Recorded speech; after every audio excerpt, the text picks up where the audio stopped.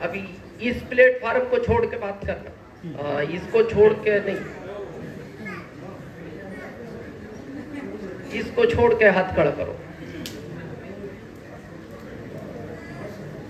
कुछ हाथ है, कुछ हाथ है, लगभग 1%। अच्छा, दूसरा प्रश्न, यहाँ ऐसे कितने लोग हैं जो सुबह से शाम तक हर बात पर सच बोलते हैं?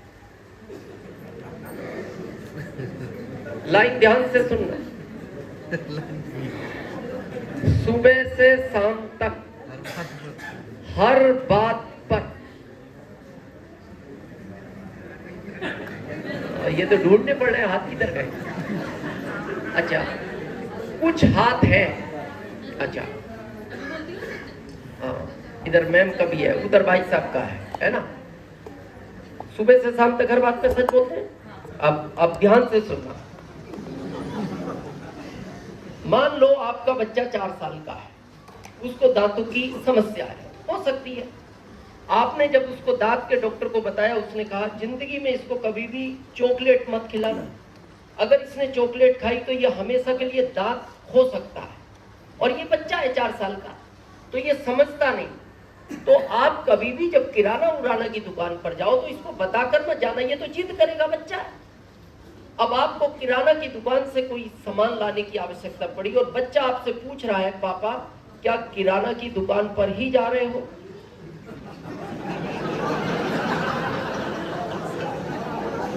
अब हाथ खड़ा करो।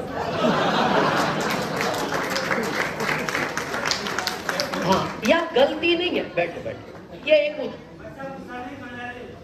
नहीं, वो उदाहरण दे रहे हैं। हाँ, अच्छा, बच्चा पूछता ही नहीं तो आप तो किसी दिन देश छोड़ गए तो क्या हुआ? चलो बैठो बैठो, कोई बात नहीं। एक उदाहरण के तौर पे हमने बात ली है। कहने का मतलब यह है, सच सब बोलना पसंद करते हैं, लेकिन आप जिस लाइफ को जी रहे हैं उसमें आप सच बोलना आपकी इच्छा तो है, लेकिन झूठ बोलना मजबूरी है। चाहते हैं, हम सभी चाहते हैं, हम भी चाहते थे, कोशिश आज पूरी करते हैं, 100% तो नहीं है, लेकिन प्रयास है। जैसे इसको ऐसा समझते हैं, जैसे हम कहते हैं, मान लो आपकी किराना की दुकान है, आपने 50 लाख रुपया लगा रखा है, एग्जाम्पल। अब जो प्रोडक्ट आप 100 में खरीद के लाए हो, इसको 120 में बेचोगे या नहीं? बेचोगे। ये बात ग्राहक को बता सकते हो? नहीं बता सकते। तो यहां आपकी गलती नहीं है, यहां आपकी मजबूरी है। यहां कुछ लोग हैं जॉब में, प्राइवेट या गवर्नमेंट, काफी लोग हैं। मान लो आप गवर्नमेंट जॉब में 5 लोग हैं एक ऑफिस में, और एक का प्रमोशन होना है, और बॉस आपसे पूछ रहा है एक का ही होगा, किसका किया जाए? और वो आपसे पूछ रहा है, तो पता है हम क्या जवाब देते हैं? सर, पहला काम चोर है, दूसरा टाइम पे नहीं आता, तीसरा साइन करके निकल जाता है, चौथा सिर्फ आपके सामने आता है, आखिरी में मैं बचा, बाकी आपकी मर्जी। ये गलती नहीं है, क्योंकि अगर आपको अपना प्रमोशन कराना है तो आपको झूठ बोलना ही पड़ेगा। जैसे वकील, यहां कोई है एडवोकेट? 2 हैं, आपको छोड़ के बाहर वालों की बात कर रहे हैं, आपकी नहीं। वकील का जो प्रोफेशन है, गलती नहीं है, वो झूठ बोलने का है, और जितना अच्छा झूठ बोल सकते हो उतना बड़ा फीस है। राम जेठमलानी जी को जानते हो? टॉप 10 वकील इंडिया। हम मानव अधिकार में तो एक बार हमारे एक रिलेटिव थे यूपी से, तो हमारा काम पड़ा, कोई केस बहुत पेचीदा फंस गया, तो हम उनसे मिलने गए। तो उनका पता है आपको काउंसलिंग फीस क्या है? केस लड़ने का नहीं, सुनील जी, काउंसलिंग 10 लाख। 10 लाख सिर्फ इस बात का है, हम आपसे मिलना चाहते हैं और आपसे ये केस लड़वाना चाहते हैं, बस यहां तक खत्म कहानी। केस लड़ा जाएगा वो अलग है कहानी। 10 लाख। तो हमने उनसे पूछा, मलानी साहब फीस थोड़ी ज्यादा नहीं है? उन्होंने कहा, चौधरी साहब केस की गारंटी लेता हूं। मैंने कहा थोड़ा केस पेचीदा है? बोले गारंटी है। हमने कहा गारंटी कैसे ले लेते हो? तो उनका जो जवाब था, उन्होंने कहा, चौधरी जी मैं इतनी सफाई से झूठ बोलता हूं कि जज भी मेरी बात जज नहीं कर पाता। इस बात का फीस है।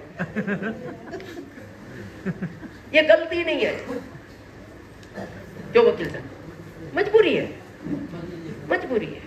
और जज भी जानता है ये झूठ ही बोल रहा है। अब वो भी सोचता है अब सभी झूठ बोल रहे हैं तो कहीं तो हाँ करनी पड़ेगी। सब कोई ना करते तो लोग जज पे ऑब्जेक्शन लेने लगे, ये किसी का ही केस सॉल्व नहीं करते। जो भी एक्स वाई जेड। अब प्रश्न आता है इसका, इसमें आप झूठ बोलकर आगे नहीं बढ़ सकते। इसमें वही आदमी आगे बढ़ेगा जो इसको सच के साथ करेगा।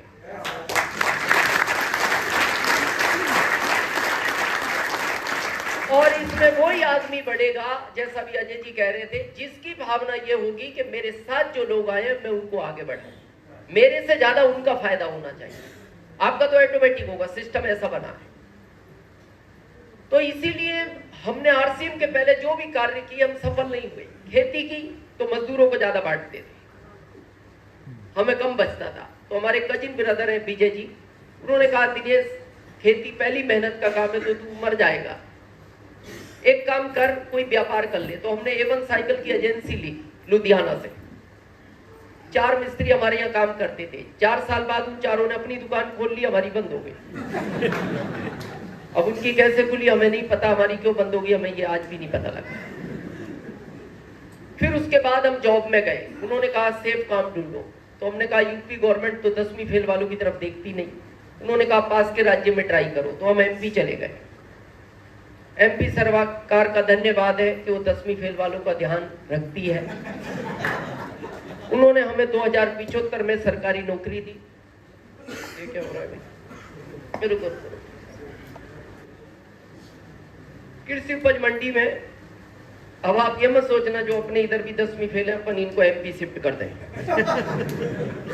वो उस समय दिग्विजय जी थे, अभी मोहन जी हैं।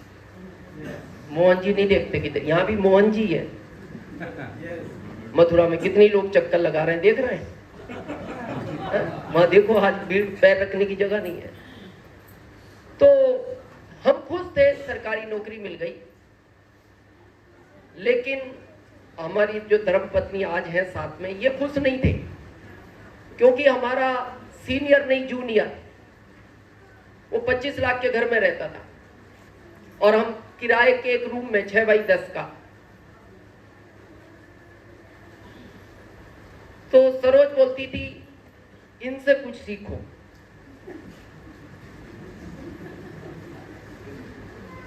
क्या आपकी जिंदगी है, क्या इनकी जिंदगी है, क्या आपके 3 भाइयों की जिंदगी है, क्या आपकी जिंदगी है? तो हमने कहा क्या हुआ? बोले आपके अंदर चले गए दादाजी, वो निकलते नहीं। तो आपने आपकी जिंदगी तो खराब की, साथ में हाँ वो आप समझते ही हो, कुछ के साथ ऐसा हो रहा होगा। अच्छा, इसमें गलती ना सरोज की थी ना हमारी थी, इसमें गलती थी हमारे पिताजी की। उन्होंने शादी ऐसी जगह की जहां नहीं करनी चाहिए थी।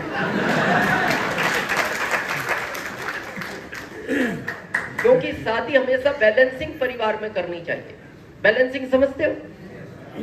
बराबर का, वो ही जीवन ठीक रहता है। अब उन्होंने गलती से अमीर ससुराल ढूंढ दी। अब इनके यहाँ उस समय फिएट कार हुआ करती थी जो आज की मर्सिडीज होती है, और हमारे घर उस समय साइकिल भी नहीं थी। तो अच्छा, उस समय माता पिता ही फाइनल करते थे, बच्चों को तो बहुत बाद में पता लगता था। हालांकि अभी माता पिता को बहुत बाद में पता लगता है। अभी तो सिचुएशन चेंज हो गई। तो वो यही बोलते थे क्या जीवन है, तो हम यही बोलते थे जिस दिन कोई अच्छा काम मिलेगा हम बहुत अच्छा करेंगे। तो सरोज पूछते थे वो दिन कब आएगा? हमने कहा ये दादाजी बता नहीं गए, पर जब आएगा बहुत अच्छा करेंगे। तारीख थी 26 जुलाई 2002। आदमी उस तारीख को कभी नहीं भूलता जो उसकी लाइफ का टर्निंग पॉइंट होता है।